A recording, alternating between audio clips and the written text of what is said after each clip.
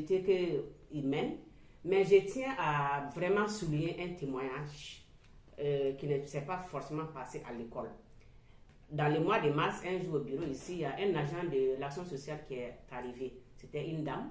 Après les salutations d'usage, elle dit qu'elle est venue pour le cas de violence faite à une fille de CP1 de notre école, mais qu'elle souhaiterait rencontrer une fille du CE1.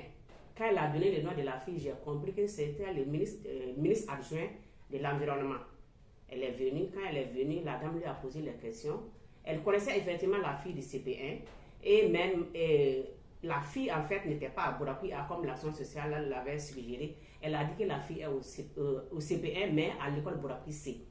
Donc elle est répartie dans sa classe. Moi j'ai accompagné la dame au niveau de l'action sociale et tout, de Bourakoui C. On a vu la petite. Bon, elle a essayé de lui poser des questions qui étaient un peu difficiles. Puisque avant que l'action sociale n'arrive ici, ils disent qu'ils ont essayé d'entrer en contact avec la famille d'accueil de la petite fille. Puisque c'est une déplacée interne. Donc ils ont essayé de rentrer en contact avec la famille d'accueil pour comprendre. Ils n'ont pas pu. Ils n'ont pas pu avoir un appel.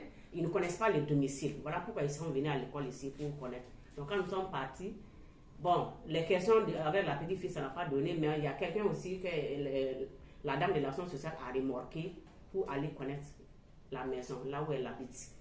Elle est revenue me dire que non, elle a pu identifier le domicile, là où la petite déplacée interne loge et que l'action sociale va déclencher la procédure. Maintenant, j'ai appelé notre élève, j'ai dit, mais comment ça s'est passé que l'action sociale vienne avec toi, ton nom ici, pour te chercher pour une histoire de violence faite à un enfant qui n'est même pas dans ton école. Elle me dit non, qu'ils ont suivi les différentes formations sur les droits de l'enfant, ils connaissent les voies de retour et de recours plutôt. Donc, la fille en question loge dans une famille voisine à eux leurs cours. Donc, comme chaque jour on la battait, elle est très petite, vraiment on la bat. Pour manger, c'est difficile. Souvent, elle se cache venir manger chez eux. Donc, elle a expliqué à ses parents, qu'on a dit à l'école, la marraine et les parents ont dit à l'école, qu'en cas de violence comme ça, voilà des recours qu'on peut faire. Elle a cité les différents recours, mais le papa a préféré appeler au niveau de l'action sociale. Voilà pourquoi on l'a rejoint à l'école ici pour pouvoir déclencher la procédure, parce que vraiment, sans elle, ça n'allait pas pouvoir marcher. Voilà. Donc, quand on nous a annoncé que le projet va prendre fin,